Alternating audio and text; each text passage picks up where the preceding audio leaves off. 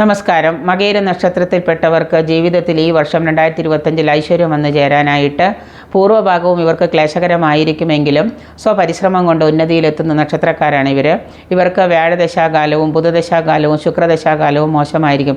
20 വർഷത്തെ ശുക്രദശാകാലമൊക്കെ ഇവർക്ക് വളരെ മോശകാലമായിരിക്കും. 16 വർഷത്തെ വ്യാഴദശ, അതുപോലെ 17 വർഷത്തെ ബുധദശയൊക്കെ. അപ്പോൾ ജീവിതത്തിലെ പകുതിയും അതുകൊണ്ട് തന്നെ ആയതുകൊണ്ട് വിധിപ്രകാരം ഗ്രഹദോഷങ്ങൾ മാറാനായിട്ട് നിങ്ങൾ വിധി പോലുള്ള പൂജാകർമ്മങ്ങൾ, പരിഹാരങ്ങളും യന്ത്രവിധികളൊക്കെ ചെയ്യാം. ഇവർ മകയിര നക്ഷത്രക്കാർ കുജനെയും കുജൻ്റെ ദേവതകളെയാണ് ഭജിക്കേണ്ടത്.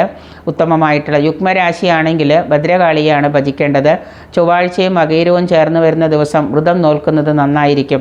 ഇടവക്കൂറിൽപ്പെട്ട മകയിര നക്ഷത്രക്കാരാണെങ്കിൽ ശുക്രനെയും, മിഥുനക്കൂറിൽപ്പെട്ടവരാണെങ്കിൽ ബുധനെയുമാണ് പ്രീതിപ്പെടുത്തേണ്ടത്. മകയിര നക്ഷത്രക്കാർ 2 കൂറിലുണ്ട്.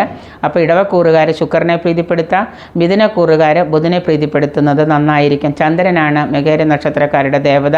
ചന്ദ്രൻ ഓം ചന്ദ്രായ നമ എന്ന മന്ത്രം 108 എല്ലാ ദിവസവും ജപിക്കുന്ന ചന്ദ്രമസേ നമ, ഓം ചന്ദ്രായ നമ, ഇതിലേത് വേണമെങ്കിലും എടുത്തിട്ട് നിങ്ങൾ ദിവസവും ഭജിക്കുന്നതും, പ്രത്യേകിച്ച് പൂർണ്ണ ചന്ദ്രനെ നോക്കി ഓം ചന്ദ്രമസേ നമ എന്ന ദിവസവും 336 ജപിക്കുന്നതൊക്കെ വളരെ നല്ലതായിരിക്കും.